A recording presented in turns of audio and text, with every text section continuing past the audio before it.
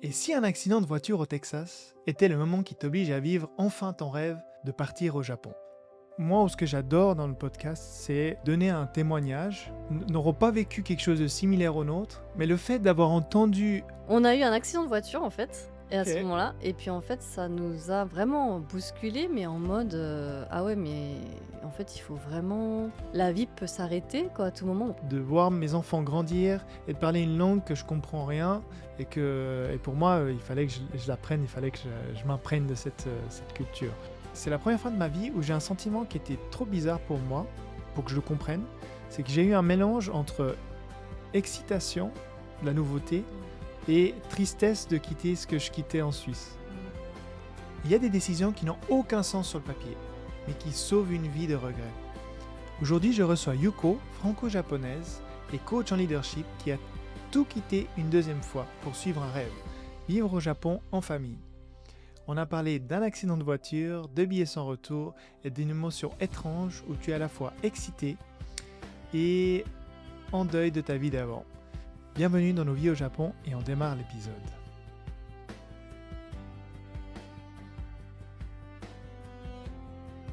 C'est bon, normalement, on est lancé. Ok, ça marche. Top, merci. Alors, ce que je te disais en off, et ce que j'aurais aimé faire aujourd'hui comme épisode, c'est un peu retracer ce qui s'est passé notre première année, donc ta première année qui arrive gentiment là, Ouais. et ma première année qui était déjà il y a plus d'une année en arrière, et aussi peut-être un petit peu les préparatifs. Pourquoi on fait ça? C'est que moi, ce que j'adore dans le podcast, c'est de donner un témoignage, même si les gens n'ont pas, comment je pourrais dire, n'auront pas vécu quelque chose de similaire au nôtre, mais le fait d'avoir entendu une manière dont la personne l'a vécu, c'est un côté rassurant. Enfin, en tout cas, pour moi, ça a été vraiment rassurant pour plein de domaines, hein. Ça peut être un domaine business, ça peut être un domaine sentimental, ça peut être un domaine d'expatriation, c'est ce qui va être plus le cas aujourd'hui. Et je trouve que d'avoir un témoignage, ou même encore mieux, deux témoignages, ça peut aider certaines personnes à comprendre comment eux le vivront, ou imaginent comment ils le vivront.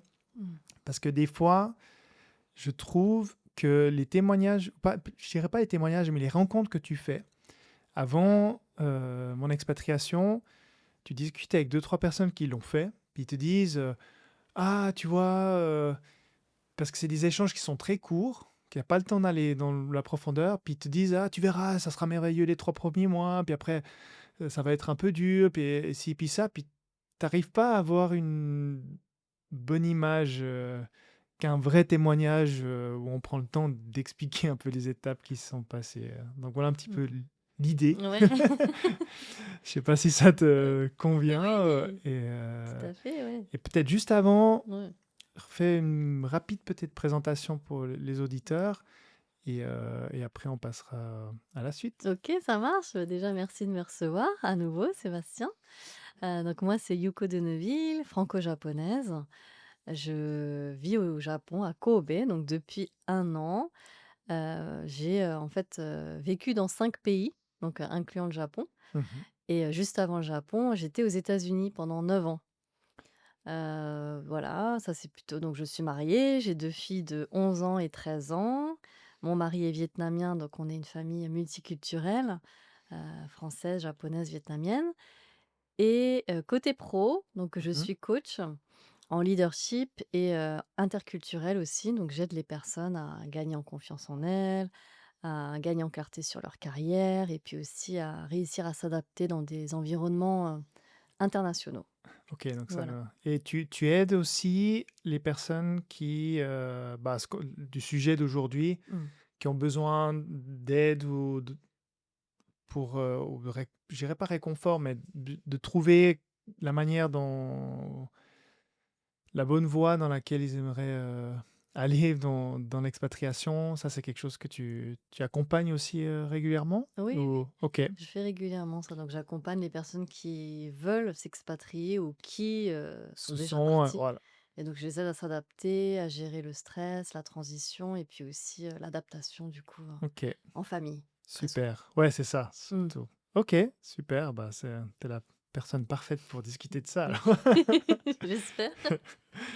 Hem, Ce que je voulais faire, c'était peut-être commencer par à se remémorer un petit peu ton avant, Mmh. le départ. Donc là, tu étais en Floride Oui, c'est ça. et sans aller trop longtemps dans les détails, mais Mmh. de dire, voilà, qu'est-ce qui t'a permis de switcher et comment tu l'as préparé? Alors, on a fait déjà un épisode ensemble que je mettrai en lien, où là, tu expliques bien, un petit peu tout ton parcours, et j'invite les auditeurs à aller Mmh. l'écouter. Mais c'est techniquement, voilà, comment tu as pu lancer le visa, ce qu'il a fallu, Ouais. comment tu as switché, comment tu as préparé tout ça, comment ça s'est passé? Comment ça s'est passé? Oui, donc justement pour préparer le podcast, je revoyais un petit peu je replongeais dans mes souvenirs et comment ça s'est passé? Alors ce qui est intéressant, c'est que c'était en début 2024, Mmh. en février, qu'on s'est dit: «Pourquoi pas, partir, au Japon?» Et là, en fait, tout s'est enchaîné assez vite puisque Nam, du coup, mon mari, qui s'appelle Nam, a commencé à se renseigner un petit peu sur les opportunités professionnelles au Japon. Mmh. Donc il a envoyé des messages à ses contacts et cetera. De mon côté aussi, je me suis mis à chercher des opportunités, et puis du coup, j'ai commencé aussi à me renseigner sur les écoles, au Japon, et c'était assez étrange parce qu'à la fois, j'inscrivais ma fille à son école, middle school aux États-Unis. Parce qu'elle allait Mmh. changer, donc elle allait rentrer en middle school aux États-Unis. Donc à la fois, je l'inscrivais à l'école middle school aux États-Unis et à la fois, je l'inscrivais au middle school, au Japon. Just in case, juste OK. au cas où. Donc voilà, on a commencé comme ça et puis, bon, on n'était pas sûr à 100 encore si on allait partir, mais c'est vrai qu'en mars, on a eu un gros déclic. En fait, on est parti aux États en voyage au Texas, aux États-Unis et puis là, on a eu un accident de voiture, en fait et à ce OK. moment-là et puis, en fait, ça nous a vraiment bousculés, mais en mode, «Ah ouais, mais en fait, il faut vraiment la vie peut s'arrêter, quoi, à tout moment». Enfin, on Mmh. a patiné, on s'est retrouvés sur le bas-côté. Bon, rien de grave en soi, mais c'est vrai que ça nous a bousculés dans le sens où on s'est dit: «Ah oui, il faut vraiment, Qu'on qu'on bouge. qu'on bouge, quoi, qu'on saisisse, ce rêve». Mmh. Et puis bon, ma fille aînée était vraiment, partante, ma fille cadette un peu triste, elle montrait un peu ses émotions en mode un peu, elle était un peu tristounette. Mais du coup, on s'est dit: «Bon, bah, c'est pas grave, on y va» et là, bah, tout s'est enchaîné en avril, il a eu l'opportunité, professionnelle Mmh. et donc c'était en fait pour répondre à ta question sur le visa, c'était son entreprise qui se chargeait du visa, de travail. OK. Voilà, mais bon, ouais, ça a Tu pris un peu de temps. Quand même passé par le visa travail et pas par le visa époux, parce qu'en étant Mmh. franco-japonaise, tu as le droit du sol, donc tu as le droit Oui, d'habiter au Japon. c'est ça. Mais vous avez quand même utilisé parce que c'est vrai que j'ai plusieurs couples, qui ont aussi utilisé le système, visa business. Donc du Oui, coup, vous avez fait le visa visa business business. pour Ouais, ton mari, puis du coup toute la famille, pour en fait, mes filles ont la nationalité japonaise aussi, mais donc c'était juste Nam, en fait, qui avait OK. besoin d'un visa et bon, c'est vrai que visa business, ça avait l'air plus simple. Parce que, Mmh. enfin, d'après ce j'avais entendu, puis bon, comme l'entreprise s'en Bon, occupait, on a saisi sur l'occasion, quoi. OK, OK. Ouais, Ah, je sais pas, ouais, au je final, sais pas. je sais pas si c'est plus simple ou pas. C'est vrai que l'entreprise le fait, de toute façon, du fait que, vous êtes mariés et que si il doit switcher ou changer d'emploi ou je ne sais pour quelle Ouais. raison, tu pourras toujours faire la demande pour, le Mmh. visa, époux. Par contre, fais attention à une chose, Ouais. c'est que, si je dis pas de bêtises, Mathias, ça lui est arrivé. Il a fait un visa un peu comme ça aussi, un peu début business, Ouais. sponsorisé par l'entreprise. Et quand il est passé en époux, ils sont repartis de zéro. Ah Et en oui. fait, si tu veux être visa permanent, Ouais. pour ceux qui souhaitent être permanent, ben, il a perdu des années. Mmh. Donc, renseigne-toi quand même sur le.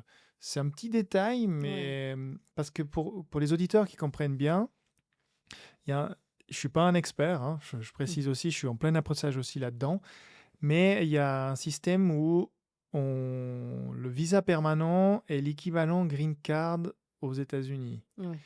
Donc, c'est-à-dire que quand on est visa permanent, à part si on fait une faute grave, on peut pas vraiment nous mettre dehors. Ouais. On est comme un Japonais sans être japonais. Mmh. On peut tout faire, on peut se marier, divorcer, on a le droit de rester au Japon. Et pour ça, il faut avoir certains critères Ouais. et il y a un certain nombre d'années. Mais en Europe, c'est la même chose, hein. En Suisse, on a ce qu'on appelle permis B, permis C. Permis B, n'importe quelle personne de l'espace européen vient en Suisse, il a un permis B pendant 5 ans.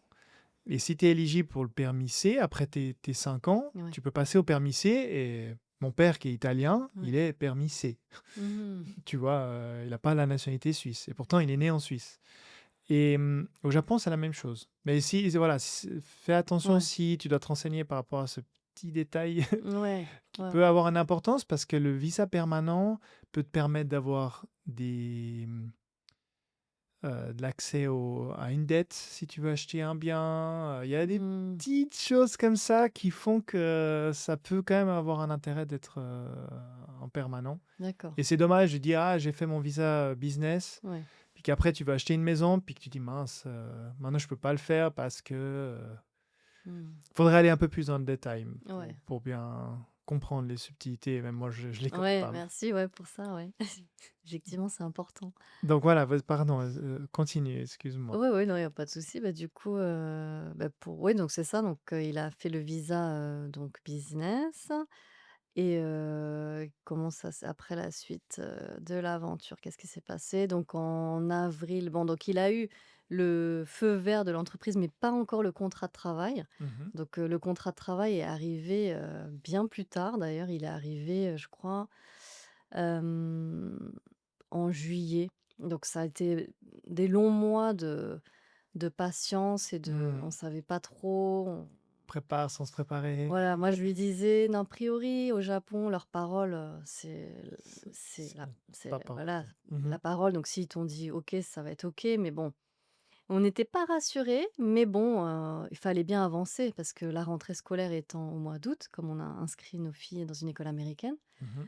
hem, du coup, bah, il fallait vendre notre maison en Floride, faire les cartons et cetera. Donc on a lancé tout ça, on a inscrit les filles à l'école, on a vendu notre maison en Floride.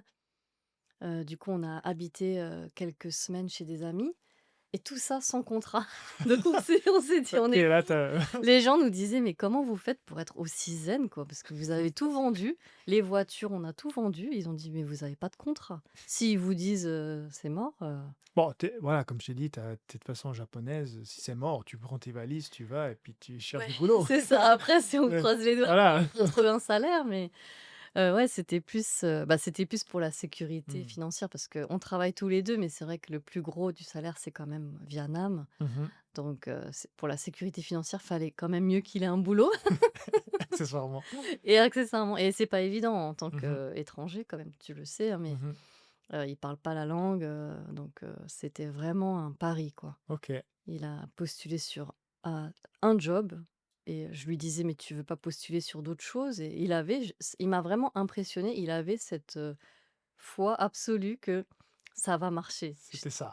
C'était ça, ce job et rien d'autre. C'est Je dis: «Ah bah, celui-là. dis donc, pour Et, quelqu'un qui est hyper d'habitude, il est très pragmatique, ingénieur et tout, normalement il fait un plan A, plan B, plan C. Là, il y avait pas de plan B, hein». J'étais vraiment: «Bah, dis donc, c'est bien. chapeau». Chapeau. Donc ça, c'est tout fait exactement comme vous l'avez imaginé au final, Bah, plus ou moins? alors plus ou moins parce qu'il y a eu quand même des hauts et des bas, en fait, malgré que ma fille, aînée donc de 13 ans était partante, quand elle a su que ça allait potentiellement se concrétiser, elle a arrêté de dormir. Ouais, Alors ok. on était un peu perturbés parce qu'on se dit: «Mais en fait tu voulais partir au Japon», mais quand elle a su à partir de mars, elle a eu des gros problèmes de sommeil donc en Hmm. Floride. Heu Ça a travaillé. Ouais, ça l'a travaillé beaucoup et puis donc il y a eu ça. Donc on dormait ensemble, voilà, retour en arrière comme quand elle était bébé, donc elle dormait dans notre chambre, on campait tous les 4 dans la même chambre alors qu'on était dans une grande, baraque, Mais aux États-Unis, mais bon, donc on dormait tous les 4 dans la même chambre, pour les rassurer et puis, qu'est-ce qui s'est passé d'autre? comment tu as organisé, ça peut être intéressant d'avoir un Ouais. témoignage sur le déménagement, Mmh. heu, parce que là, l'entreprise vous a aidé au carton, au container, ou qu'est-ce que tu as Mmh. fait? Qu'est-ce que tu as amené, ici au Japon? Qu'est-ce que j'ai amené? Bonne 3 sacs question. Ouais, et pas grand-chose, pas pas grand-chose? grand-chose, ouais. En fait, l'entreprise nous aidait, mais payait juste une partie des cartons. Mais en fait, comme on savait que notre, logement, on savait pas où on allait habiter, si ça allait être un appartement ou une maison, mais on savait que ça allait être, 2 fois plus petit, 3 fois plus petit. Mmh. Donc en fait, on a tout vendu. Moi, j'ai tout vendu, tous nos meubles, tout, sur, Facebook, Marketplace là. J'ai tout vendu, les meubles, les tables, les lits et cetera. J'ai tout donné, j'ai tout donné aussi, et puis donc en fait, on est parti avec le strict minimum. OK. Hem, voilà, puis après, bah, du coup, le conteneur était pas très gros, hein, on n'a pas emmené grand-chose. Et ouais, là, c'est pareil, on a dû lancer le conteneur avant même d'avoir un logement. On savait pas où on allait habiter, mais Ils ont pu le stocker, du ils ont coup? pu le Ah, OK, stocker, juste que tu leur donnes une adresse, toi, tu as juste les affaires voilà, enfin, on les avait les juste valises, le minimum de survie c'est ça. jusqu'à l'arrivée. OK. Ouais et on est partis, les filles et moi, en avance en fait, parce que Nam était resté coincé aux États-Unis. Lui, il est resté 2 mois aux États-Unis Mmh. parce qu'il avait pas encore, comme il avait pas son contrat et il lui manquait des papiers, bah, du coup, il a dû rester aux États-Unis, logé chez, un ami italien d'ailleurs, Ah ouais? en Floride. Ouais, on a OK, très, très bons amis italiens qui l'ont hébergé, sympa. pendant 2 mois, très sympa. Donc voilà, Parce que tu avais déjà vendu la maison on avait vendu la et maison. c'était facile à vendre, tu as pris un Mmh. courtier, il est venu, 3 visites et c'était signé, ou comment ça s'est Alors, passé? bah, on a eu de la chance. En fait, on a fait appel à l'agent immobilière qui nous avait vendu notre maison, 10 ans plus tôt, enfin, ou 9 ans plus tôt. Mmh. On a rappelé la même agent immobilière qui nous l'a du coup revendue et elle s'est bien débrouillée. Elle a vendu à un bon prix. On avait une très belle maison, je dois dire aussi quand C'est même. vrai. Ouais, J'invite, les gens à aller voir ta dernière oui, vidéo sur YouTube où on voit, je dis: «Waouh!» ouais, c'est Sacré pas entre, ta belle maison en Floride et le petit appartement C'est à Kobe. ouais, c'est ça, c'est ça. Tout le monde nous a dit: «Mais vous êtes fous». Bon, pour plein de raisons, parce on avait une piscine dans la Mmh. maison et tout, enfin, c'était vraiment une super maison de plain-pied. Toutes les pièces donnaient sur la piscine, enfin, c'était magnifique. Bon, donc on l'a vendu sans problème. Mmh. C'était un bon moment, je pense aussi dans le marché. Il y avait pas beaucoup de biens, en vente et puis on l'a vendu au bon moment. En fait, on a fait exprès de la vendre, vers, avril, parce qu'on s'est dit: «Il y a beaucoup de gens qui achètent une nouvelle maison pour la rentrée scolaire Mmh. des enfants». Donc tous, C'est bien apparemment, calé, on a tout calé. Bon, on a pris le risque du coup de vendre la maison sans rien derrière, mais bon, voilà. mais au moins tu l'as vendu au bon moment, bon voilà. Voilà. Merci à l'ami italien qu'on Oui, salue c'est ça, on le salue. qui a Gigi, qui a il s'appelle. qui a gardé le père Nam quelque temps avant Ouais, d'arriver. c'est ça. OK, sacré, sacré voyage du coup, sacré voyage. Pour ma part, Ouais. hem, nous, c'était, un petit peu plus facile dans le sens, comme j'ai ma belle famille ici, parce que aussi pour préciser, ta belle famille n'est pas sur, Kobe. Toi, tu as enfin ta famille pardon, Ouais. la belle famille de Nam, elle est sur, Tokyo. Oui, c'est Donc ça. elle a pas vraiment pu non plus totalement organiser avec Mmh. toi, toute l'arrivée, tu vois? Mmh. Qu'on expliquera juste après, ce qui était alors pour ça, de ce côté-là, c'était plus facile pour nous parce que nous, on allait déménager à côté de ma belle famille. Ah oui. Donc du coup, ils nous ont permis un petit peu de nous aider, mais la différence, c'est que l'entreprise pour qui je travaille, donc pour Iconia, Mmh. Hem, eux, du coup, ils ont pas de, oh, je crois qu'il y a un des Ah téléphones qui mince. c'est le tien? Vas-y, vas-y, Ah, il est là. ah! Pardon. C'est bon, C'est voilà. bon, c'est C'était l'alarme. une alarme, je mets en Pas de silencieux, souci, pardon. pas de souci et en fait, moi, j'ai proposé à mon employeur disant: «Voilà, je rêve d'apprendre et de vivre au Japon. Mmh. Je veux, ça fait partie de mes rêves de enfin, ça m'embêterait de voir mes enfants grandir et de parler une langue que je comprends rien et pour moi, il fallait que je l'apprenne, il fallait que je m'imprègne de cette culture. Et je lui dis, écoute, il y a des opportunités ici, qu'est-ce que tu en penses? Il dit, bah oui, on y va, let's go. Mais la différence, c'est que c'est pas un gros groupe international où il y a quatre avocats, trois spécialistes en déménagement, on a tout fait nous, Ah ouais, tu vois. c'est plus Aide, challenging ça. voilà, ils nous ont aidés et on a trouvé des solutions pour tout ce qui est contractuel, euh, mais pas du point de vue déménagement. Mhm. Et du coup, on a fait un peu comme toi, dans le sens, tout ce qui est meubles, on s'est dit, bon, j'avais pas vraiment de meubles, des choses qui valaient absolument la peine d'amener. Et au Mm. prix d'un container, je payais 3 appartements chez Ikea au Nitori, quoi. Donc, on a pris que l'essentiel, mais l'essentiel Mhm. s'est transformé. Ça, c'est assez drôle comment on l'a fait. Je cherchais un peu comment envoyer et je dis bon. Puis en fait, je me suis rendu compte que on pouvait tout envoyer par la poste. Mm. Donc j'ai tout envoyé par la poste. Par Euh, air, du coup?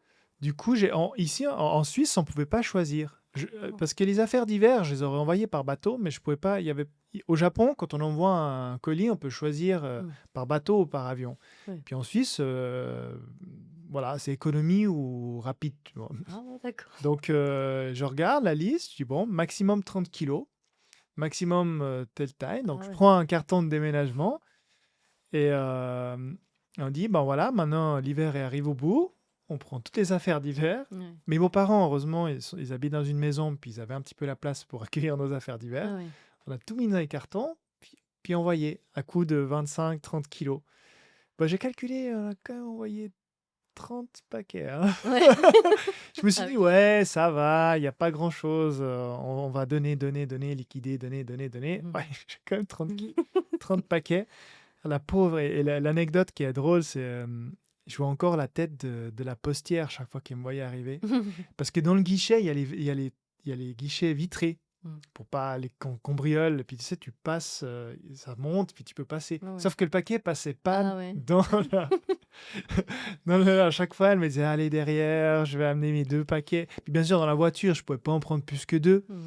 J'ai fait, Ça je fait sais combien pas. d'allers-retours? Et puis avec 30 kilos. Et Mm. puis dans l'appartement où j'étais, il y avait en plus des escaliers. Donc je vais Ah descendre, waouh. passer les escaliers, deuxième escalier, mettre dans la voiture, prendre la voiture, aller à la poste, revider, mettre sur le chariot. J'arrivais le chariot, donc j'arrivais à mettre 2 paquets. Donc j'avais 60 kilos sur le chariot. Ah ouais. Je me voyais arriver, ça, déjà. Encore lui. Encore lui, elle passe derrière. Enfin bref, c'était un sacré challenge, surtout à la fin parce que les affaires d'hiver, je pouvais envoyer tranquille. Mm. Et puis, mais par contre, l'autre moitié, je sais plus, c'était les 10-15 derniers, Ouais. ben ça, on les a fait sur les 2 dernières semaines. Mm. Enfin, petit à petit, on envoyait ce qu'on n'avait pas besoin, mais après, voilà, les affaires de cuisine, je sais pas, les dernières chaussures, les derniers jouets, tout ça, on a pu tout envoyer la dernière semaine. Mm. Et il nous restait plus que les matelas. Et à la fin, mes parents nous ont accueillis Ouais. les quelques derniers jours. Mhm. Et heureusement, ma belle famille nous a accueillis les quelques premiers jours. D'accord. Ah, c'est bien ça. Et D'avoir après, de l'aide. Ouais. ouais, pour ça, ouais, Ouais. heureusement, parce que sinon, bon, je dois dire que j'ai quand même fait le voyage le plus chaud de ma vie, dans le sens que j'ai encore cette photo à l'aéroport avec, on avait 2 bagages chacun, Mhm. plus 2 sièges bébés, parce qu'on voulait prendre les sièges bébés aussi. Ouais. On n'avait pas racheté des sièges bébés non plus. Ouais. Oh là là, il y avait un taxi qui m'a aidé à l'aéroport. J'avais 2 chariots entiers à pousser. T'imagines, c'est quand même Oh, c'est une, chaud une ça. vie. Tu Ah dis, ouais, je prends le reste de ce qui me reste. ouais. Et c'est vrai que c'était un sacré challenge, mais on a réussi. En Ouais. plus, avec la fatigue, le stress, Ouais. plus un enfant, il avait, mon fils, 1 année et demie. Ah oui, petit, Donc, hein. Petit bout. ouais, là, le Mm. petit bout qui arrête pas de bouger partout, vol de jour. Ah C'est oui, un vol de ça, jour pas avec un facile. enfant d'1 année et demie. C'est qui ça arrivé. Avec la fatigue et le déménagement, oh, c'était. Chapeau. Je dis, après ça, je peux faire la moitié de la planète Mmh. en vol seul. Je peux faire 30 heures de vol. Pour moi, c'est une promenade de santé. C'est ça.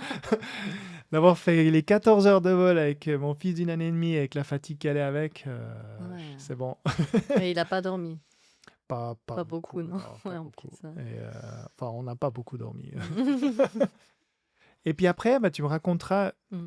je finis juste qu'effectivement, après, c'est l'appartement qu'on a trouvé, où on habite aujourd'hui. Oui. C'était grâce à ma belle-mère. Ça, Mmh. autrement, on n'aurait pas. Grâce à elle, elle visitait avec À distance, à du coup? Ah distance. ouais. Ouais, on s'est dit on voulait pas trop perdre de temps non plus, on voulait pas Mmh. trop les gêner non plus, parce que même si c'est une grande maison, faut savoir que la maison, il y a ma belle-sœur et mon beau-frère qui habitent avec leurs 2 enfants qui sont Mmh. déjà adolescents et plus mes beaux-parents. Donc Mmh. quand on arrive, on est 10 dans cette maison. Ah oui. Donc ça plus de chiens de mes beaux-parents, plus ma chienne aussi, parce que Mmh. j'ai aussi un chien. Ouais. Donc on s'est retrouvé avec 3 chiens et 10 personnes. Ça a commencé à être un Ça fait un peu... petit peu beaucoup. Même si on a fait plusieurs fois les vacances chez eux, c'est vrai que ça commence à un peu Mmh. être limite. Donc on s'est dit, on va pas refaire encore 3 mois pour chercher un appart, signer le contrat. Donc ça, on cherchait sur le site Sumo. Et on a dit, ah, il y a celui-là, celui-là, celui-là. Ma belle-mère a visité 2 trois, fait la vidéo, ça te va? Ouais, ouais, c'est bon. Ouais. Ok. Et heureusement que s'est portée garante Mmh. de l'appartement aussi. Ouais. Parce qu'ici, ce qu'il faut comprendre, la grosse difficulté, c'est ça, hein. C'est le challenge de tout ce qui est système Mmh. garant, qui est votre garant. Quand on arrive, le premier pas, c'est chaud, Mmh. quoi. Et du coup, toi, Ouais, c'est vrai. comment t'as réussi? L'entreprise vous a aidé pour ça aussi? Ou pas Alors, vraiment? pas vraiment. Enfin, en fait, ils avaient une agence, enfin, ils étaient censés nous aider, on va dire, pour nous trouver un appart ou une maison, mais comme à chaque fois, même quand on a déménagé aux États-Unis il y a 10 ans, c'était pareil. Mhm. L'entreprise fournit, une agence immobilière, mais en fait, c'est nous qui trouvons, nous on a à chaque fois trouvé nous-mêmes. Ok. Donc j'ai fait les petites annonces et tout ça aussi dans Sumo et puis d'autres sites et j'ai trouvé, moi-même j'ai visité t Un petit mot avant de continuer. Si vous trouvez la valeur ici, abonnez-vous sur la plateforme de votre choix et partagez autour de vous et laissez-nous un petit commentaire. Et encore, merci pour l'écoute. On retourne à l'épisode. plein, plein, plein d'apparts, de maisons et tout ça. Mhm. Toute seule avec les filles en plus parce que Nam était encore aux États-Unis et Du coup, tu logeais où avant? j'étais dans un Airbnb du coup, Ok. vers Motomachi là, vers Kobe. J'avais loué un On est resté peut-être, presque un mois dans un Airbnb avec les filles et voilà, donc ça a pas été facile parce que du coup, ben, je visitais toute seule et puis d'habitude, c'est plutôt Nam qui a l'œil, Ah, il a plutôt l'espace. l'espace, il arrive à voir comment on aménage et là, du coup, je devais lui envoyer des vidéos à distance, avoir son avis, donc ouais, il m'a fait confiance et puis on a trouvé comme ça. Et Mmh. garant, t'as eu réussi avec une agence ou une assurance ou Garant, bah, j'ai demandé à une de mes tantes à Tokyo de se Ok. porter garante, donc Ah, cool. elle a bien voulu, se porter Qu'elle garante, a- pour moi. Ça va, t'as Ça réussi. a aidé, ouais. Ça Ça a aidé. Ouais, effectivement, ouais. Ouais, ce système, j'ai encore peine à Mmh. comprendre. En tout cas, qui aide pas du tout pour les gens qui arrivent, en tout cas sur le premier appartement. Après, Oui. quand tu as un boulot, tu as un contrat définitif, enfin définitif, tu as un contrat pour une entreprise XYZ. Mmh. Mais même des grandes boîtes dans lesquelles ils travaillent, ils vous ont même pas porté garant, même pas aidé pour ça, ou t'as pas forcément pensé à demander. Sur le coup, non, c'est vrai qu'on n'a pas forcément pensé à demander, mais bon, après coup, enfin, après que j'ai signé le contrat de location, Mhm. après coup, l'entreprise, nous a aidés, en fait, ils nous ont repris le contrat Hmm, et donc ils nous payent une partie du loyer chaque mois. ok. Donc maintenant, c'est géré par l'entreprise de C'est vrai que j'avais entendu des témoignages, parce que l'image que j'ai, et que j'avais aussi en Suisse, c'est pareil quand ces grandes entreprises Mmh. euh, prennent les cerveaux du monde entier Mmh. en mode expat. Des témoignages que j'ai eus, c'est que c'est farniente, hein. Enfin, farniente. C'est le C'est-à-dire, tapis rouge. voilà, Non. voilà, alors on a une série de résidences à Suma pour les expats. Sinon, il y a des maisons à Rocco Island, il y a des maisons ici. Tu choisis. Euh, alors après, je redemanderai aux copains à qui c'est arrivé si c'était vraiment le cas jusqu'à ce point-là. Ouais. Mais c'est vrai que si j'ai bien compris, et j'espère que je pourrai interroger quelqu'un qui m'expliquera un petit peu comment ça Ouais. s'est passé, de, c'était un peu all inclusive. Ouais. Ce qui serait assez logique parce que la personne que tu emploies, Mmh. tu veux pas qu'elle se pose trop de questions avec ça, tu vois. Ouais. Si tu es CEO ou manager ou VP manager d'une de ces grosses sociétés, tu veux pas lui dire non, non, alors tu vas sur Sumo, tu cherches Ouais. ce que tu veux, tu vois. Non, non, là c'est lui, tu Normalement, auras tu es la pris en liste, charge. voilà, tu es pris en charge. Ouais. Là, tes cartons, c'est cette autre société, elle vient tel et tel jour. Toi, tu mets tes cartons Mmh. là-dedans, tu les recevras tel et tel jour chez toi. Ouais. Je sais pas. Normalement, c'est comme ça, ouais. Bah, Normalement, c'est comme je ça. Ouais. connais pas mal d'expats, au Japon, Mhm, dans des grosses boîtes, qui, effectivement, eux, ils ont eu le tapis rouge, bah, ils vivent dans les résidences d'expats, donc il y a des quartiers d'expats, hein, à Kobe, mhm. où ils sont voilà, tout est fourni, le logement, super, enfin, j'imagine qu'ils ont une salle de gym et la totale dans leur immeuble, j'en sais rien, mais je pense que c'est d'autres conditions, Un petit peu différent. Toi, t'es un peu. différentes. Enfin, nous deux, on est un peu dans un modèle un peu hybride. Oui, c'est C'est-à-dire, plutôt un contrat local amélioré en général, voilà. on appelle ça. Nous, on a toujours eu des contrats locaux, malheureusement ou heureusement, je ne sais pas, on n'a jamais eu de contrat d'expat quand on est parti aux États-Unis, on n'a pas eu de contrat d'expat non plus il y a 10 ans. Alors Ok. que tous nos copains avaient eu le tapis rouge et les contrats d'expat, nous, on était un petit peu le vilain petit canard qui avait pas eu ça. Mais au final, ça s'est avéré être plutôt une chance. Enfin, nous, on le voit Ok. comme ça parce que du coup, bah, quand t'es pas expat, tu as la liberté de rester autant de temps que tu veux aussi. Ouais, T'es pas. tout n'est pas lié à l'entreprise. Parce que maintenant, Ouais, c'est ton contrat de location de ton appartement. ouais, Si maintenant il quitte la société, euh, lui, vous pouvez faire un visa époux, et puis l'appart, de toute ouais, façon, il est à vous. Enfin, t'as plus rien. Dans ouais, l'autre sens, tu es 100% lié à à l'entreprise qui t'emploie. l'entreprise. Et puis en général, tu as une durée. Quand tu es en contrat d'expat, Hmm. tu es envoyé pour 3 ans et après, c'est renouvelable chaque année. Mais du Mhm. coup, souvent, ce que me partagent les expats, c'est que chaque année, ils doivent se poser la question, où est-ce que je vais après?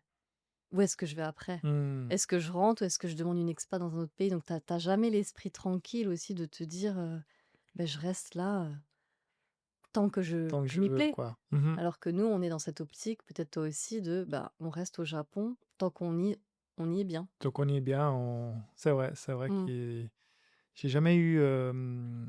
Enfin, comme tu dis, j'ai rencontré des gens qui sont expats, mais par contre, je me suis jamais posé cette question, là, Mmh. comme tu dis, de se dire est-ce que je reste ou je reste pas. Tu Ouais. vois, mais je peux comprendre ouais, que ça m'intéresse. J'aimerais bien avoir quelques entretiens avec des expats. Jusqu'à maintenant, j'ai plutôt eu des gens qui sont là depuis un bon moment ou qui sont Mmh. là pour rester. Cette philosophie d'expat, où vraiment, encore plus que toi, hein, j'ai rencontré Mmh. un couple où vraiment, tous les 3 à 5 ans, ils changent, hein, en famille. Hein. Mmh. Donc vraiment, il n'y a jamais de pays d'attache. Ouais. C'est 5 ans Japon, 5 ans Chine, 5 ans États-Unis, 5 ans. Ouais. euh, Après, moi, impressionnant. Enfin, moi, je trouve Ouais. ça Ouais, c'est impressionnant ça. incroyable, incroyable. Ok. Mmh. Et du coup, comment s'est passée un peu ta première année en Mmh. termes d'organisation, en termes pour tes filles, pour ton mari, pour toi? Comment ça s'est passé? Dur, Le difficile? bilan, ouais. Des hauts, des bas? Ouais. Je me faisais le bilan justement, et je me disais: Le bilan est mitigé, je pense. Mmh. En fait, si on regarde sur le papier, ce serait, mmh, par exemple, si on parle de plan financier, bon, bah, là, chute quoi, chute Ouais, libre, on va dire, par rapport à aux États-Unis où on gagne bien notre vie et cetera. Si on parle du cadre de vie, chute libre aussi. passer l'été toute l'année à un petit C'est appartement. ça. Mais c'est ça qui est intéressant, je pense que quand je fais le bilan, oui, il y a des choses comme ça, pratiques qui bon, qui ont décliné, on va dire, mais le bilan, en fait, il est, positif quand même. Mmh. Parce que, je vois mes filles comment elles ont évolué, en fait, elles ont gagné, en indépendance, en épanouissement. Enfin là, elles prennent le métro toutes seules pour aller, au foot, au volley-ball. Mmh. Elles sont voilà, je les vois épanouies, quoi. Elles ont et puis, elles ont des copines à l'école, elles ont l'air contentes d'être là. Donc moi, c'est rassurant en tant que Mmh. maman. Mon mari aussi est rassuré du coup. Pour mon mari, c'est peut-être pour lui que c'est le plus difficile parce que du coup, bah, il est passé d'un cadre, professionnel à où c'était plutôt libre, il pouvait travailler de la maison, il pouvait aller surfer, le matin et tout, à vraiment un rythme japonais quoi, métro, boulot, dodo quoi. Mmh. Où il prend le métro, le Manhin Densha donc train bondé le matin donc il se met dans sa bulle quoi tous les matins, il écoute la musique et puis il se colle à la vitre pour être vraiment dans sa bulle. Mais c'est un peu difficile pour lui Mmh. et ouais, il attend un peu la retraite avec impatience quand même.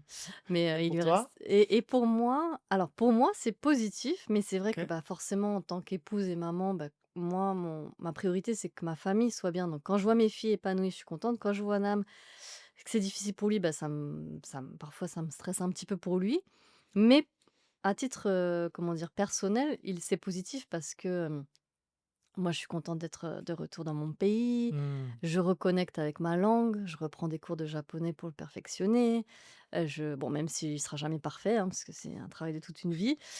Et puis j'ai plus d'opportunités professionnelles aussi. En fait, OK. du fait que je sois au Japon, j'ai des partenariats qui se mettent en place. Hem, Tu ouais, peux vraiment profiter des 2 ou des 3 langues. ouais, c'est ça. Peut-être aux États-Unis, tu aurais été contraint, peut-être au contraint, les personnes avec qui tu coaches ou les institutions, ça aurait toujours été plus ou moins anglais ou français. C'est ça. Tandis qu'ici, tu peux vraiment jouer sur tous les tableaux. Ouais, ouais, ouais, Un client français ou francophone, ouais, américain ou une entreprise japonaise ou une c'est ça. institution japonaise. OK. Ouais, donc j'ai plus d'opportunités. Donc moi, je m'éclate, hein, au quotidien. J'ai repris aussi ma routine. Enfin, je pense que c'est hyper important aussi de retrouver une routine. Donc moi, je vais au sport, par exemple, je vais Mmh. à la salle de sport, je nage, je cours, etc. Donc je reprends des habitudes que j'avais aux États-Unis, en fait. OK. Je pense que ça, c'est aussi la clé, quoi, pour Donc prendre soin de soi. au Japon, tu Mm. as réussi à À reprendre, reprendre un rythme. un rythme, et tu me disais, parce que tu es aussi, autrice de 2 livres Mhm. que j'ai lus et il y a un des livres, Regards croisés, Ouais. c'est ça? Hem et c'est vrai que tu disais, c'est ton papa qui disait ça, que c'était plus difficile de revenir Mm. que bon, toi, tu reviens au Japon, mais c'était il y a quand même longtemps parce que tu as Ouais, vécu ici quand tu étais, enfant. c'est ça, c'est 25 ans plus tard. Donc c'est ton papa, lui, c'est différent parce que lui, il était dans sa tranche d'âge, de vie active. Mm. Il est revenu travailler, en France après être parti et il Ouais. disait que, c'était presque plus difficile, de revenir Ouais. que de s'expatrier. Et Mm. toi, comment tu l'as ressenti ici? C'est un peu aussi dans cette Mm. approche ou c'était encore différent parce que tu étais enfant? Alors non, mais je t'avoue que c'est difficile aussi le côté, en fait, c'est une expérience complètement différente parce que quand j'ai quitté le Japon, j'avais 15 ans donc Mmh. c'est vrai que mes parents me prenaient par la main, c'est eux qui géraient tout le côté administratif et puis là, tout à coup, je retourne en tant que maman et épouse et en fait, tout repose sur mes épaules. Mmh.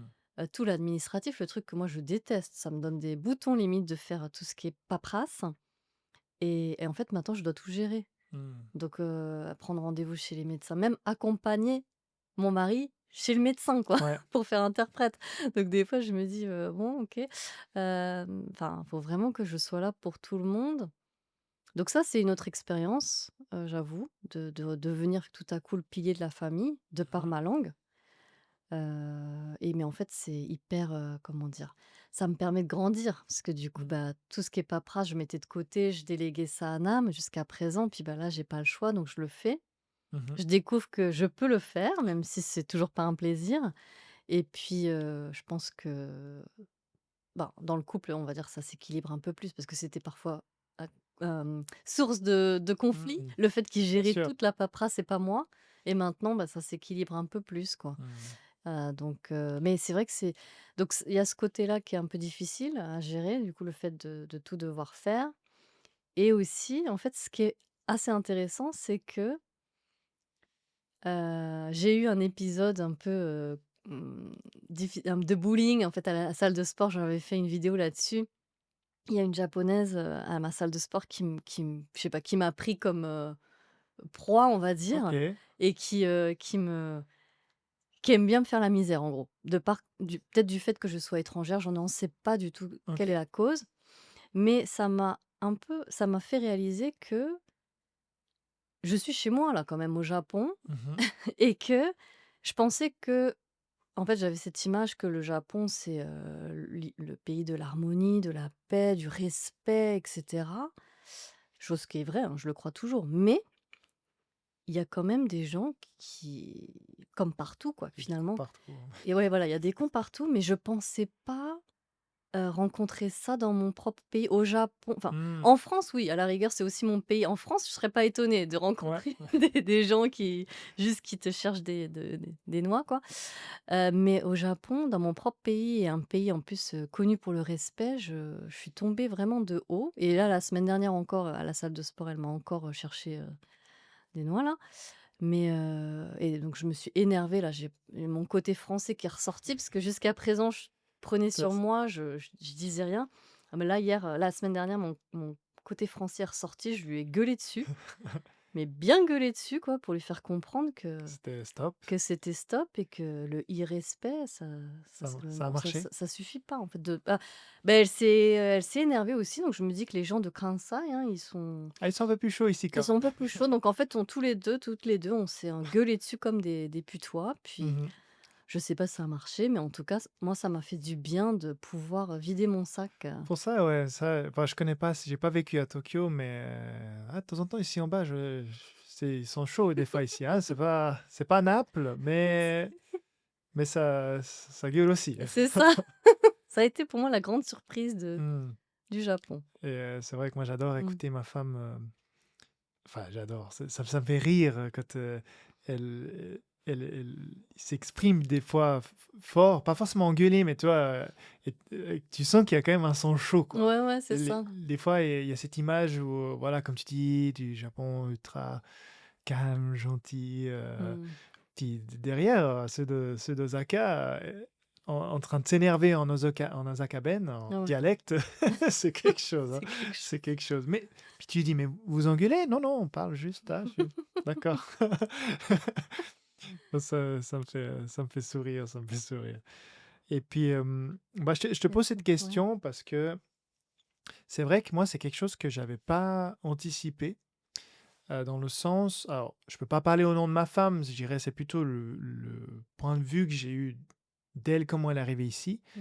Je m'étais construit cette image où: «Ah, retour au pays». Mmh. Donc pour elle, c'est facile. Enfin, c'est la fausse image que je m'étais construite. Tu vois, tu parles la langue, tu reviens au pays, tu as tes parents à proximité, ça va aller comme sur des roulettes. Puis en fait, je pense qu'elle en a aussi, beaucoup souffert, largement plus que ce que j'aurais imaginé, heu, parce que, en fait, ce que j'avais pas compris, c'est quand tu quittes ton pays pour plusieurs années, Mmh. parce que pour elle 8 ans, quand tu reviens, bah, tes amis, ils sont plus forcément là. Mmh.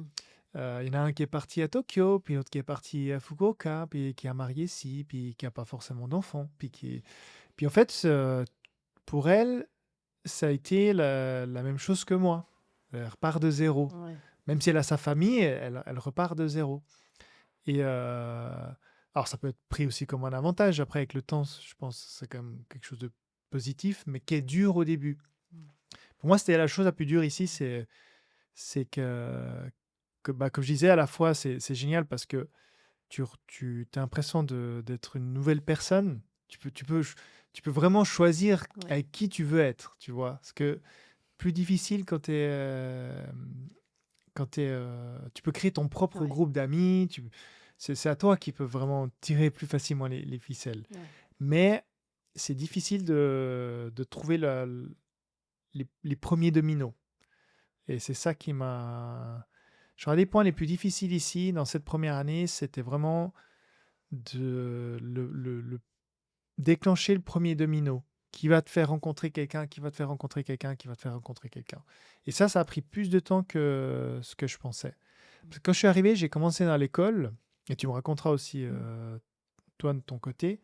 Moi, j'avais commencé l'école, et puis dans l'école, il y avait que des étudiants de 19 ans, où en fait, ils parlaient pas anglais, et personne parlait japonais. Donc la seule chose qu'on savait dire, c'était Hajime mashite, Yoshiko nagai shimasu. Tu vois, quand ça fait 6 mois que tu répètes ça tous les jours. Puis les deux autres personnes, c'était des prêtres. Mmh. Donc je me suis retrouvé vraiment en total décalage. Et c'est vrai que, par contre, dès que euh, j'ai rencontré en premier Mathias, qui était un autre copain, Yannick, qui me l'a présenté. Puis qu'après, on a pu rencontrer Olivier. Puis Olivier, il nous a amenés au repas Ah oui, les jeudis. ouais. Puis tout ça, après, tous les dominos sont enchaînés, tu vois. Mmh. Mais il a fallu presque une année pour vraiment que les 3 premiers partent, quoi. Et ça, j'aurais pas pensé que c'était aussi long. Parce que les expériences que j'ai eues avant, et c'était plus facile dans le sens, quand tu débarques dans un endroit ou dans une école où tout le monde est un peu dans le même mood, pas d'enfants, Mmh. on fait la fête, on sort, on rencontre des gens, ça va. Mais comme toi et moi, où tu arrives et puis bah, tu as 2 enfants, tu peux pas sortir comme ça, tu peux pas. Tu vois ce que je veux dire? Ouais. Tu te retrouves en décalage entre ceux qui sont célibataires et qui peuvent faire la fête et qui sont en share house, et toi, tu es avec tes enfants, et puis tu dis, bon, qui je vais pouvoir petit à petit rencontrer, tu vois? Et toi, Mmh. comment tu as réussi à déclencher ces premiers dominos? Mmh. Ouais, bah, je pense que moi aussi ça a pris un peu de temps, je pense. Je pense que ouais, comme toi, j'ai rencontré une première personne, enfin, comment c'était déjà? Oui, bah, par exemple, alors c'était marrant parce que j'avais un ami en Floride qui lui aussi habitait, enfin, il a déménagé, avant moi, à Osaka. OK, Donc c'était marrant, donc génial. on s'est vus, il m'a proposé d'aller à un événement où là j'ai rencontré, d'autres personnes dont, Lika, une Ouais. amie qu'on a en commun, une japonaise qui connaît plein de monde et puis ensuite de fil en aiguille comme ça, j'ai rencontré des personnes, puis en parallèle, alors je sais pas comment j'ai rencontré Olivier, mais pareil, ça c'est le bouche à oreille, je crois. Oui, c'est ça, parce que je me baladais à un moment dans le quartier, Kitano ou le quartier un peu européen de Kobe, devant un restaurant français. Donc je rentre dedans et je demande, au gérant si c'était en juin, c'était avant d'emménager, avant de même d'être dans le Airbnb. Je lui demande: Est-ce que vous connaissez des endroits idéaux pour habiter?» et cetera, et puis là, après, il m'a mis en relation avec, une autre personne qui est devenue la prof de français, des filles, qui m'a mis en relation avec, une autre personne, qui m'a parlé de ce lunch, Ouais. déjeuner des francophones. Donc de fil en aiguille, j'ai rencontré des personnes comme ça et c'est vrai que ça demande du temps et de l'énergie du coup ensuite d'approfondir ces liens et puis, comme tu dis, quand on est en famille, on n'a pas toujours le temps. Mmh. Mon focus, c'était quand même le bien-être de ma famille, donc bah, de temps en temps, il fallait quand même que, ouais, je j'accepte d'aller prendre un café, faire un déjeuner avec des nouvelles personnes. Puis, bah, parfois le contact passe bien, parfois sans plus, donc voilà, et puis de fil en aiguille comme ça, je me suis créé des contacts. Dans mon quartier aussi, j'ai rencontré des japonaises qui sont entrepreneurs, qui tiennent des cafés. Donc, OK. du coup, ben, on a connecté, on est devenues copines aussi, bah, parce qu'il y a le côté entrepreneurial et tout ça. C'est Donc, ouais, petit à petit, je pense que je me crée des connaissances qui deviennent peut-être des copains, copines, puis on verra, des amitiés plus profondes, on verra. Ça prend un peu plus de temps, je pense Mmh. aussi, mmh. Mais c'est enfin, dans nos 2 cas, ton mari, c'est encore un peu différent parce Mmh. que lui, il intègre déjà une société. Mais nous, on est arrivés où en fait, on est seul. Ouais. Donc quand tu travailles seul, tu as pas ces contacts que tu aurais avec au moins déjà un collègue ou tu vois? Tu arrives vite à trouver des affinités en général, dans une entreprise, tu vois? Qu'elle soit être avec un étranger ou un japonais. Mais Mmh mh. mais c'est vrai que quand tu l'as pas, du coup, il faut de la patience. Je me suis rendu compte que Mmh. c'est ça, c'est le seul moyen, c'est simplement d'attendre et comme tu dis, tu as ce côté où, bah, comme tu as pas autant d'opportunités que quand tu as pas d'enfant, Ouais, bah, il faut là, du coup, la patience. C'est-à-dire, ouais. tu fais pas 50 événements, bah, ouais, tu en fais un par mois. Ce que j'ai fait, en fait, Mmh. ce qui m'a fait switcher, c'est que quand j'ai commencé à comprendre où il y avait des événements, quoi Mmh. comme événement et du coup, OK, je me suis dit: «OK, maintenant, OK, je vais pas en faire un par semaine parce que ça sera trop lourd pour ma famille. Ouais, Bah, j'essaie d'en faire un par mois». ouais. Et du coup, je m'étais mis ça et c'est là, petit à petit, que j'ai pu, agrandir et rencontrer beaucoup plus de monde, donc Ouais, c'est ça aide ça, ouais, je trouve, de le planifier aussi. Enfin, moi aussi, je suis plus comme ça. À la base, dans mon calendrier, j'ai une fois par semaine, mais je me suis rendu compte que c'était trop ambitieux. J'ai une fois par mmh. semaine, j'ai un créneau networking avec une nouvelle personne, que ce soit un café ou un lunch, mais trop ambitieux là. Donc ouais, une fois par mois, ça me paraît pas mal, Puis, le conseil aux auditeurs qu'il m'a fallu du temps, bah, de voir, c'est tout ce qui est chambre du commerce. mmh, Donc là, les chambres du commerce, qu'elles soient américaines, anglaises, belges, espagnoles, n'importe laquelle, et la chambre du commerce française, bien sûr, ça vaut la peine d'aller sur leur site et d'aller voir les événements qu'ils font. ouais. Dire, alors en Suisse, on a aussi Swissnex qui Mmh. fait beaucoup d'événements, qui est lié au consulat et les événements sont gratuits et D'accord, ils sont toujours sympas sur plein de thèmes, différents et en fait, j'ai toujours rencontré plein de monde comme ça. d'accord. Donc ça vaut la Ah, c'est peine. Ce bien que je ça. faisais, c'est qu'une fois par semaine, j'allais sur le site des chambres du commerce. Ah là, il y a un événement à Lilton sur ça, il y a un événement là sur ça. Puis de temps en temps, tu t'inscris, tu vas et Mmh. ça, on rencontre en général plein de monde. Puis après, au final, on rencontre toujours les mêmes. Donc Ouais. du coup, ça crée d'autres liens avec d'autres Mmh. personnes. Donc ça, c'est vrai que c'est un conseil que je donne. Ouais, ouais, c'est une bonne idée ça. Ouais, j'en ai fait quelques-uns aussi, des événements de la chambre de commerce, américaine, Mhm. à Osaka là. Ouais, quelques événements avec eux. Mais c'est une bonne idée de faire aussi des événements avec les autres chambres de commerce Ben, c'est qu'il n'y en a suisses ou pas autres. beaucoup. C'est ce qu'on Mmh. discutait dans l'épisode avec Jean-François, Ouais. c'est que les deux grandes chambres du commerce qui sont sur le Kansai, c'est américaine et française. Mmh. Donc eux, il y a vraiment régulièrement des événements dans le Kansai. Par contre, les autres chambres, c'est beaucoup plus rare. Mmh. Je sais pas, D'accord. la chambre du commerce suisse, il y a un apéro spring, donc le printemps et un en automne, et puis peut-être un vers Noël, tu vois. Donc OK. il y a quelques événements comme ça, mais ça reste très vraiment peu. Et Mmh. j'imagine que les autres, j'ai un peu moins regardé pour les autres.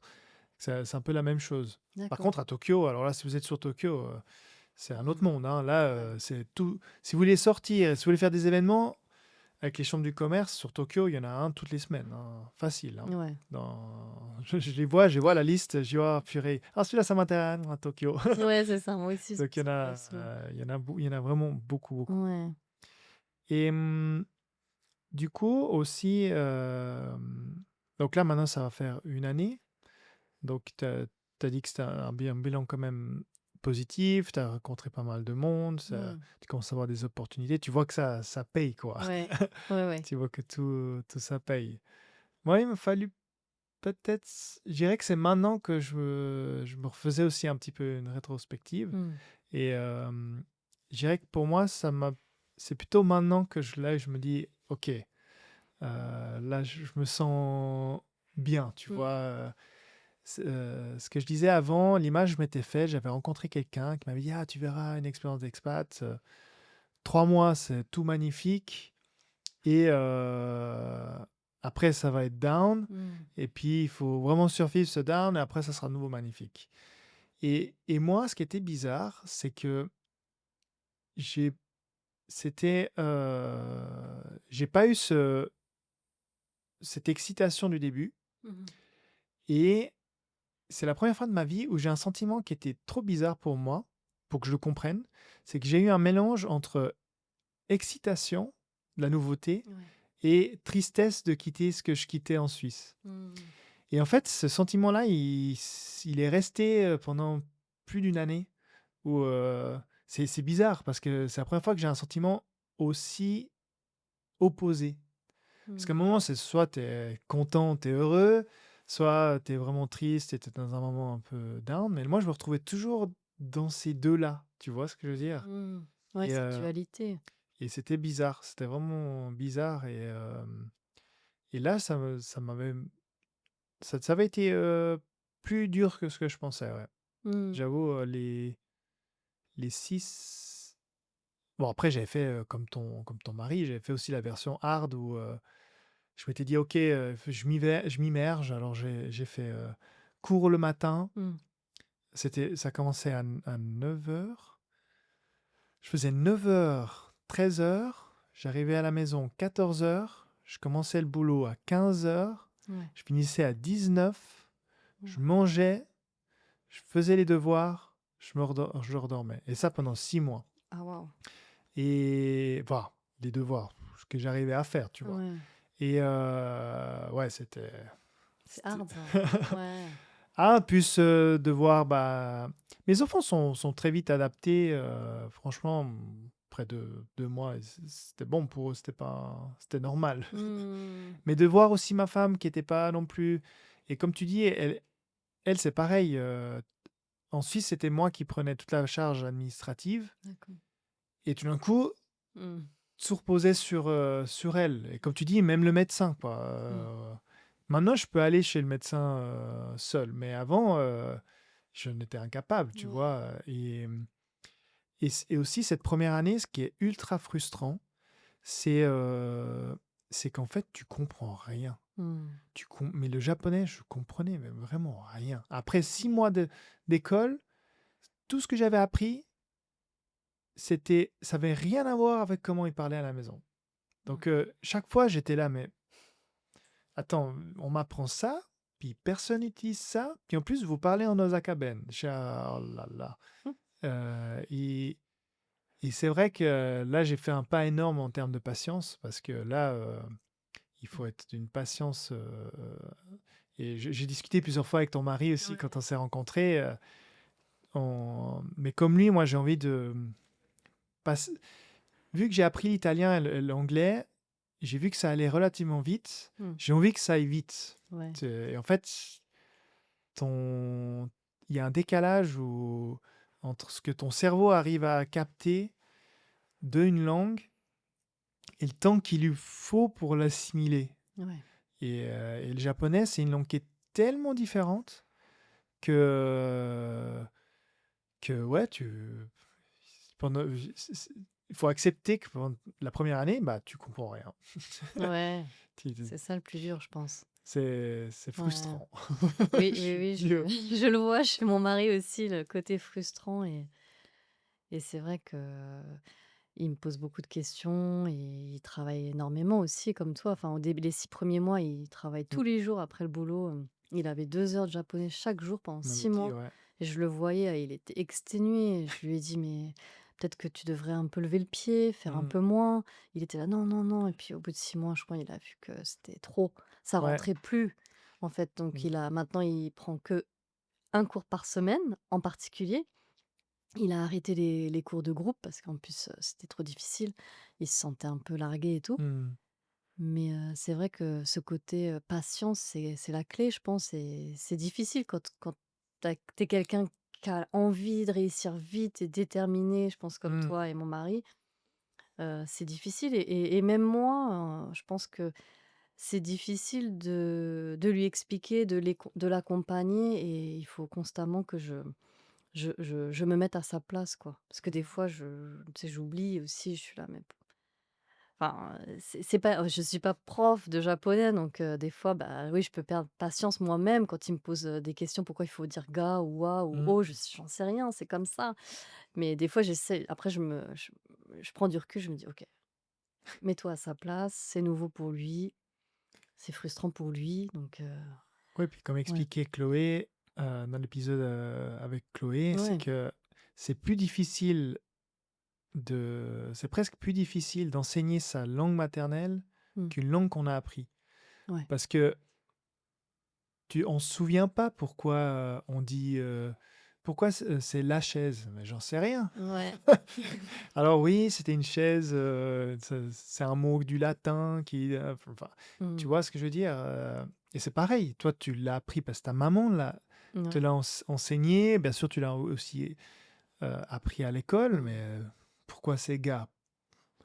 Puis le pire, c'est, tu écris «gars», mais personne n'utilise. Tu es là: «Mais attends, moi on m'oblige à dire cette phrase avec «gars», mais il y a personne dans la rue qui l'utilise, mmh, qui mmh mh. le parle». Je suis: «Ah, vous êtes pas sympa». Mais voilà, quand tu écoutes l'anglais, quand tu écoutes un vrai Américain, il mange Oui, une lettre, un mot, sur 2, mmh, donc c'est pareil, oui, c'est pareil. exactement pareil, ouais. Et en fait, il faut du temps pour que ça capte, mais il verra, il va switcher. Moi, j'ai switché.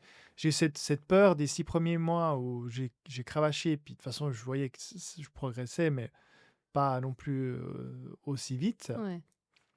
Après, j'ai fait aussi la même chose que lui, 1 heure de cours, pendant 6 mois, 1 année, Mmh mh. 1 fois par semaine.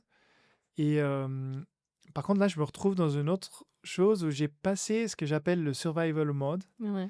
ou le mode survie, où maintenant, j'arrive à faire le minimum vital. Mmh. Je peux parler avec mes beaux-parents, j'arrive à comprendre des choses assez simples, D'accord. j'arrive à parler avec les gens autour de moi. Du coup, ma motivation pour apprendre le japonais, il a Ah oui. chuté au même moment que j'ai passé le premier gap. Ouais, Et parce que tu es dans une zone confortable, peut-être là, en ce moment? ouais, c'est ça. Ouais, ouais. Même que je sais que, il faut que je me motive à passer d'autres niveaux parce que sinon, je vais jamais, progresser. Enfin, je Mmh. progresse, Mmh. ce qui est génial avec, comme ton mari, bah, lui, en plus, il a un environnement de travail, donc il va vraiment absorber beaucoup. Ouais. Moi, l'avantage, c'est que j'ai un environnement où ma belle famille et ma femme, ça parle japonais à la maison. Donc indirectement, je capte, Ouais. beaucoup. C'est l'idéal, hein, c'est l'idéal. C'est comme ça que mon père a appris le japonais, puisqu'il était avec sa belle famille japonaise et il a énormément progressé grâce à ça, hein, Ça le surtout. forçait à parler, et C'est ça. petit à petit, tu entends ce que les collègues disent, qu'est-ce qui se passe à la maison, puis petit à petit, tu finis. Mmh. Mais je pense ton papa, pareil, je pense pas qu'il a appris le japonais Ah oui. en 3 mois, tu vois. Il a fallu, je Non. sais rien, des années Oui, pour. des années, des années et puis il disait que c'était frustrant parce que nous ses filles apprenaient super vite et puis Bah lui, ouais. il ramait toujours derrière mais bon, la différence, je pense, entre mon père et mon mari, ce que je dis souvent à mon mari, c'est que lui mon père, il avait peur de rien, il avait pas peur du ridicule. Ah ouais. Donc lui, il parlait même si c'était n'importe quoi, même si c'était pour baragouiner, il se lançait Hmm. et quitte à être, vu comme «le clown» entre guillemets. Alors que, mon mari, il veut que ce soit bien avant de s'exprimer. Donc Ah je lui ouais. dis: «Non, non, il faut se lancer». Ouais, c'est ça. Nam, il faut Ouais, se lancer. Parce que les enfants, ils apprennent comme ça. oui. Mais je sais que c'est difficile, mais dès que tu as passé un petit peu ça, Mmh. tu t'en fous que tu parles comme un enfant de 3 ans, Mmh. bah ouais. Et Mmh. moi, ça m'énerve. Mon fils, il a 3 ans, il a il parle des choses et des structures de phrases, parfaites grammaticalement, Ouais. et je dis: «Ah purée, moi ça fait 3 semaines que j'essaie d'apprendre cette manière grammaticale et ça sort comme comme une lettre à la poste». Je dis: «Ah purée, il s'exprime déjà mieux que moi et il a 3 ans, quoi». Mais c'est vrai que voilà, il absorbe Oui, et oui. c'est que comme ça que tu finis par progresser. C'est ça et c'est nos enfants qui deviennent nos maîtres. C'est quand les élèves et les maîtres finalement, tu sais, un peu le Mmh. rôle s'inverse, je trouve. Nos enfants nous apprennent tellement, de par le fait qu'ils osent, qu'ils y vont, ouais, je trouve ma fille qui est à son cours de foot, tout est en japonais, moi j'avais plus peur pour elle, quoi. J'étais là: «Oh là là, la pauvre, elle va rien comprendre, elle va se Puis sentir» mais en fait, ça passe, ça passe, quoi. Au début, elle comprenait rien, mais ça passe, quoi. parce que pareil, elle parlait du coup, toi tu lui parlais pas en japonais à Ben tes filles? Donc elles sont arrivées ici un peu, à la fraîche. Alors ils ont l'école américaine, donc elles ont ouais, l'anglais et le japonais? c'est ça. Elles ont des cours de japonais quand même tous les jours. Mmh. Mais c'est vrai que pour elle, au début, c'était difficile parce qu'elle comprenait pas ce qui se disait à la cour de récréation. Puis c'est une école américaine, mais la plupart des élèves sont japonais. OK. Donc, Ah, c'est bien, ouais, ça. peut-être 60% sont japonais. Et donc, du coup, ça parle japonais. Et c'est vrai qu'au début, elle me disait, elle rentrait à la maison, ah maman, je comprends rien et tout ça. Elle vivait un peu mal. Puis finalement, là, Ça c'est bon. ça a switché. Alors, c'est vrai que je connais pas vraiment leur niveau de japonais parce qu'avec moi, elles, veulent pas le parler. Parce Mmh. que bon, maintenant, j'essaye des fois de switcher en japonais, mais pour elles, c'est pas naturel. Mmh. Donc avec moi, elles parlent toujours en français. Donc j'arrive pas à vraiment évaluer leur niveau, mais bon, d'après ce qu'on me dit, d'après ce que me disent les maîtresses, elles se débrouillent très bien. Enfin, elles progressent en tout cas. Elles Mmh. sont pas du tout bilingues encore, hein, mais Ça va vite. ça va venir. Je me dis, bon, elles prennent des cours particuliers en plus, quoi. On met un OK. peu le paquet. Parce que moi-même, quand j'ai grandi au Japon, j'avais les cours de japonais. J'étais dans une école française, mais j'avais des cours de japonais et des cours particuliers. Mmh. Donc j'ai fait la même chose pour mes filles, je me dis, C'est pour les aider, quoi. elles progresseront vite. Mmh. De mon C'est côté, ça. ce qui est le plus frustrant, enfin frustrant, ce que je j'avais pas pensé, c'est plutôt la langue, familiale et la langue, avec les enfants. Ouais. Et ça, c'est vrai qu'au début, j'avais un peu de peine à comprendre: «Mais pourquoi tu leur parles en japonais? Pourquoi tu parles pas en français?» ou et en fait, c'est beaucoup plus difficile que ce qu'on peut se l'imaginer. Ouais. Quelle langue choisir? Pourquoi? Alors moi, je leur parle en français. De toute façon, mon japonais, il ne pourrais pas leur parler, en japonais, mais j'utilise quand même des expressions japonaises. Mmh. Hem et par contre, ce qui est pas évident, c'est le c'est le décalage qu'il y a avec, tes enfants. Alors, tu aurais pas forcément ce retour d'expérience-là, mais comme mes enfants sont à l'école japonaise, leur niveau de japonais est de leur âge, mais le niveau de français n'est pas de leur âge.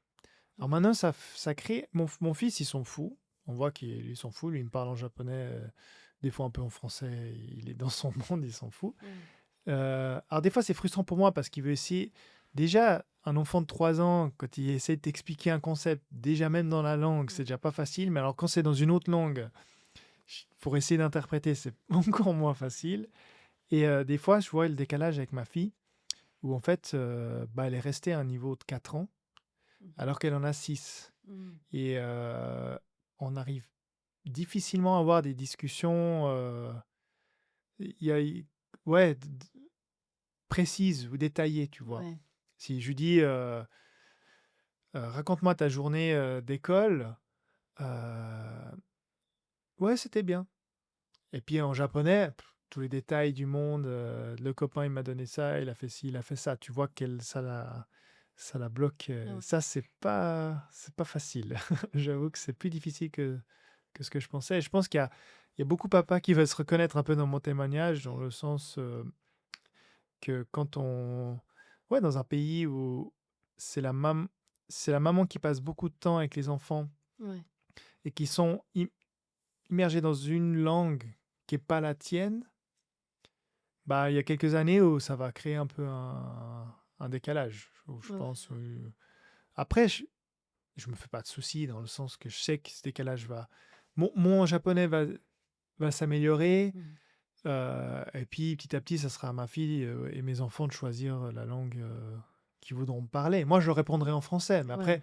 si eux, ils voudront me parler en japonais ou en français, toi, tu avais switché comment? Tu étais toujours, en français ou ta maman comment tu as géré Ouais. ces passages à l'adolescence ou à ton enfance, entre Ouais, les langues? entre les langues. Ben en fait, c'est vrai qu'il y a alors moi, la langue dans la famille, ça a toujours été le français. Mes parents parlaient en français entre eux Mmh.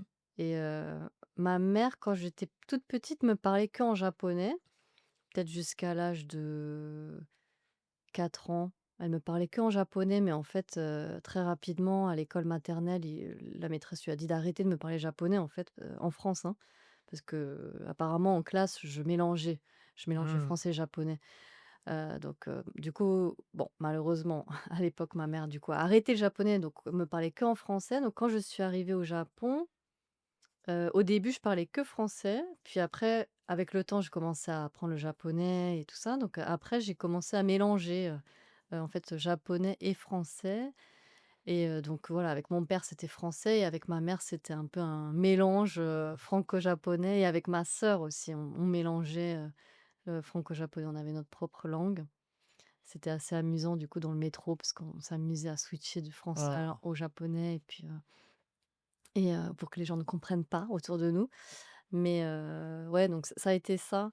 Du coup, j'ai pas vraiment connu ce que toi, tu exprimes, ouais, parce que du coup, bah, moi j'ai grandi dans un environnement où c'était le français, finalement. Mmh. Donc il y avait pas vraiment, l'un ou l'autre, j'ai envie de dire. Et puis, bah, là, pareil, en fait, moi avec mon mari, on parle français. Mmh. Donc à la maison, c'est le français, donc c'est vrai que c'est y a peut-être pas ce challenge de, Prime. qui prime entre, bah, comment il y a pas enfin, avec mes filles, on parle en français, quoi, donc elles arrivent à s'exprimer, on va dire, Ça réussit à bah, nous, bon, ça nous fait moi, ça me fait rire aussi, hein, ouais. nous, c'est toutes les langues aussi, hein. Mmh mh. Même des fois, on fait des phrases avec les 3 langues.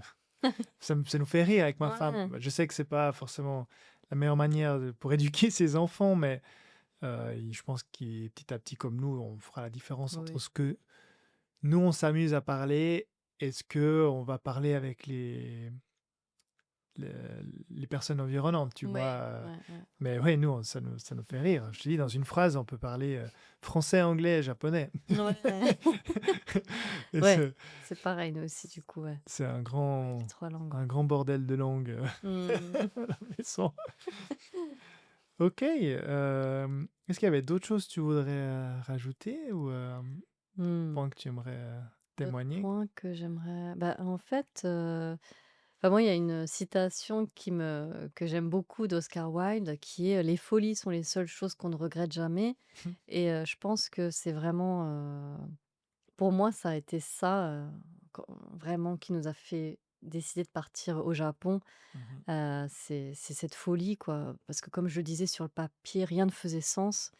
Heu, en plus, on venait d'avoir la green card aux États-Unis, donc on avait galéré pour avoir cette fameuse green card et pile à ce moment, on part donc voilà, tout le monde nous disait: «Mais vous êtes fous, vous partez», et enfin, voilà, il y avait plein de choses qui faisaient que, rien ne faisait sens Mmh. logiquement, mais on a écouté cet appel du cœur et de se dire: «Bah, voilà, en fait, moi, mon motto dans ma vie, c'est de vivre une vie sans regret, quoi, donc ça a vraiment, contribué à ça et oui, ça a pas été rose tous les jours.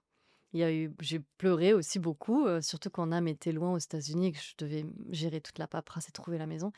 Beaucoup de pleurs et tout ça, mais au final, je regrette pas du tout, quoi. Je regrette pas ce choix et je pense que, heu en fait, c'est avec tout changement mène à, comment dire? À une évolution. C'est comme ça qu'on grandit Ça et ça amène du peps dans la vie, de l'excitation et tout ça donc moi je trouve que enfin je sais pas comment toi tu le vois, mais ouais, bah, c'est ça qui est ouais. bi c'est ça qui est bizarre parce qu'en fait, tu, tu fais tous ces changements qui sont durs. Mmh. Tu sais que tu sors de ta zone de confort, tu sais que, il y a des moments qui seront vraiment rudes, mais quelques années qui ont passé, tu dis: «Mais pourquoi j'ai pas fait ça avant?» Mmh. C'est ça qui est bizarre, tu vois ce que je veux dire? Tu te dis: «Ouais, mais maintenant j'ai tellement grandi». Mmh. Enfin, je veux dire, en l'espace de 10 ans, tout ce qui s'est passé dans ma vie, entre, les enfants, toutes les langues que j'ai appris, les différentes manières de travailler, chaque fois, c'est horrible. Enfin, c'est dur, il y a des moments où c'est vraiment dur. Puis chaque fois, tu te dis: «Waouh, j'ai fait un palier dans l'échelle, tu vois, qui est juste énorme. Et là, de pouvoir faire une soirée, comme j'ai fait hier, une soirée avec un Japonais, Mmh. et commencer à bien parler, bien capter, même si tout n'est pas 100%, on s'en fout. Je me dis, hier soir, je suis rentré, je dis, quand même, cool, quoi. Ouais. Il m'a fallu 2 ans, mais cool, maintenant, je peux, je- j'ai fait cette étape, tu vois, de pouvoir parler avec ma belle-mère. Ouais. C'est un truc, ça fait 10 ans que je suis avec ma femme, enfin, ouais, 10 ans, et 9 ans de mariage ce mois, le mois passé. Et en fait, bah, c'est maintenant que je peux discuter avec ma belle-mère. Ouais. Tu vois, chaque fois, c'est ouais, avec un peu Google Translate, mais tu comprends pas le fond. Mmh. Et moi, ça, je trouve ça génial. Ouais. Enfin, moi, j'ai tellement de questions pour ma belle famille, de comment ils ont. Enfin, elle m'explique petit à petit, mais ça m'intéresse trop de savoir comment ils ont grandi, comment ils ont vécu la bulle, comment son grand-père a fait du business. Elle me raconte tout ça et moi, j'adore. Je suis comme un gamin. Mais quand tu as une barrière de la langue, tu comprends pas. Enfin, c'est difficile de vraiment comprendre ça, Mmh. ces détails, tu vois. Donc, Ouais. c'est un mal pour un bien. Je sais pas, on dit ça comme Ouais. ça. Non, c'est clair, c'est Yeah. clair. Ça crée des moments de fierté, comme tu dis. Enfin, je Mhm. trouve, ces moments où on sort de notre zone de confort et puis après on surmonte ces obstacles, on se dit: «Ah, j'ai réussi, donc bon, c'est quoi la prochaine? C'est quoi le prochain Ouais, c'est challenge?» ça. Et puis quand on se rend compte et qu'on regarde en arrière, on se dit: «Waouh, Qu'est-ce que. qu'est-ce que j'ai fait tellement de choses, qu'est-ce que j'ai vécu une vie pleine de moments, excitants, quoi». Ouais, je sais pas. Mmh. Est-ce que c'est une mentalité, tu penses, ou c'est ce que c'est une manière de vivre? Parce que j'ai autant plein de copains Mmh. qui peuvent rester, qui restent toute leur vie dans leur zone de confort, tu vois? Ouais. Toujours les mêmes, toujours dans la même entreprise, toujours les mêmes copains, toujours le même rythme, toujours Mmh. exactement. Et moi, je sais pas pourquoi, je pense que c'est ma mentalité ou ma personnalité. J'ai besoin de ce choc, Mmh. de d'être, quand je me sens là, Ouais. je me sens paniqué, quoi. Quand ça s'approche trop Mmh. de quelque chose de trop linéaire, je commence à paniquer. Je me dis: «Oh là là, Ouais. là, il faut que je fasse quelque chose». Ouais, moi, c'est pareil. Je me Je dis, pense que c'est je plutôt pense que personnalité. c'est plutôt, un mindset. Tout le monde ne l'a pas. Il y a des gens qui sont OK, vivre leur vie pépère et bon, tant mieux pour eux, hein, j'ai Ouais, envie de dire, ouais, je chacun son truc. respecte, Mais, entièrement. il y a des gens, par contre, en revanche, qui rêveraient de vivre autre chose, mais qui ne font pas le pas parce qu'ils ont trop peur de l'inconnu ou qui se disent, «Je sais pas si ça va le faire, je sais pas, j'ai pas tout n'est pas bien, cadré». À ces personnes-là, je leur dis, beh, enfin, si tu n'essayes pas, si tu as l'envie, mais que tu essayes pas, tu sauras pas. Ça, Donc, c'est il sûr. faut y aller à un moment Ça, c'est donné. sûr. Il faut un certain nombre de feux verts. Mmh. Je pense, faut pas aller non plus dans la folie en disant, prendre trop de risques, financiers ou Mmh. trop de risques et cetera. Mais on peut prendre, et on l'a vu et tu l'as dit, heu, on peut prendre un certain nombre de risques, Mmh. où dans le fond, tant qu'on est en santé, et puis si on n'est pas à -50 000 sur le compte en banque, je veux Ouais, dire, c'est quoi, tu vois ce que je veux dire? ouais. Si tu as un tout petit peu de sous et et que tu as la santé, faut pas s'interdire à ça, quoi. Ouais. S'interdire à ça. Et comme tu dis, faut surtout pas regretter, quoi. Faut surtout pas regretter. Moi, il m'a fallu Mmh. 10 ans, hein, pour voyager. Il m'a Mmh. fallu ce déclic, cette peur, et de vraiment, dire: «OK, maintenant c'est». Mais il m'a fallu 10 ans, et parce que j'ai attendu tous les feux ouverts. Ouais, Si j'avais pas attendu les feux ouverts, puis tous, c'est-à-dire, ouais, j'avais la maturité, l'argent, heu, pas de copine, pas d'appartement, tout était ouvert. ouais. Et puis en plus, un boulot qui me plaisait pas. Donc là, c'était parfait. La ligne droite, elle était prête. Mais il m'a fallu 10 ans pour attendre ça. Alors que je suis sûr que j'aurais pu faire, plein d'autres choses avant. Tu vois, j'aurais Ouais. pu dire, bah, ouais, moi j'ai plein de copains aussi qui ont fait. Tu vas vers ton employeur, tu lui dis, bah écoute, moi j'ai envie d'apprendre l'anglais. L'année prochaine, est-ce que tu acceptes, que je prenne mes vacances, plus de mois non payés, et puis je pars, en Australie, puis j'apprends l'anglais. Ouais. Bah, le franchement, en tout cas en Suisse, je connais pas en France, mais en Suisse, avec la difficulté, enfin, il y a selon le métier qu'on fait, l'employeur, il va te dire: «Bah, ouais, je suis triste, bah, ça va être difficile de trouver quelqu'un qui te remplace, mais vas-y». Ouais. Non, Mmh 90 du temps, vas-y. mh. Mmh. Donc et au contraire, même, il y a beaucoup de boîtes qui diront: «Bah, c'est bien, tu reviendras avec un meilleur anglais». Ouais, c'est ça. En Donc France, c'est pareil, hein, c'est encouragé, hein, si donc tu le il fais, ouais. Mmh. c'est ça que, attendez pas trop longtemps, trop de feux verts. Il y a toujours un moyen de sous-louer son appart, de trouver un moyen de pouvoir s'échapper, Mmh. quelque temps. Par exemple, je redonne une dernière anecdote, Ouais. c'était, j'ai attendu 10 ans pour faire ce voyage, d'anglais. Mmh. Enfin, c'était une école à Hawaï, tu sais, il y a plein de ces écoles où tu as l'école le matin, puis tu es libre l'après-midi. Ouais. Et en fait, quand j'étais célibataire, mais Mmh pourquoi j'ai pas fait ça avant? J'ai rencontré plein de gars, ils prenaient 2 3 semaines, ils pendant les vacances d'été, donc ils prenaient sur leurs vacances, Mmh heu, plutôt que de partir seul et puis pas savoir quoi faire ou de rester, bah, ils prenaient cette formation, enfin cette école. Mmh Tu allais, tu rencontrais plein de monde, tu faisais la fête pendant 3 semaines, tu revenais, Ouais. tu as rencontré, plein de personnes, tu as progressé en anglais, tu vois, c'était juste incroyable, quoi. Mmh. Si j'avais su ça avant, ou si j'avais des copains qui avaient pu faire ça avant, j'aurais fait ça chaque année. J'aurais fait ça chaque année. Ouais. Bon, maintenant, je suis un peu trop vieux. OK, Mmh. bah, merci Bah, pour tout merci.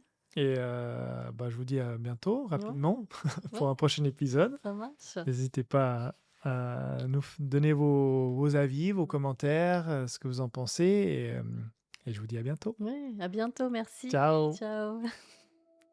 Durant l'épisode avec Yuko, on a oublié de mentionner les 2 livres qu'elle a publiés, qui s'appellent Regards croisés sur l'expatriation et Ne jamais dire jamais. Je vous invite à les acheter dans votre librairie ou les commander sur Amazon et je vous souhaite une très belle lecture. Merci d'avoir passé ce moment avec nous. Si cet épisode vous a parlé, partagez-le avec quelqu'un qui traverse peut-être les mêmes questions, les mêmes doutes, et si vous voulez continuer l'aventure avec nous, ici au Japon, abonnez-vous à la chaîne et à très bientôt. Ciao!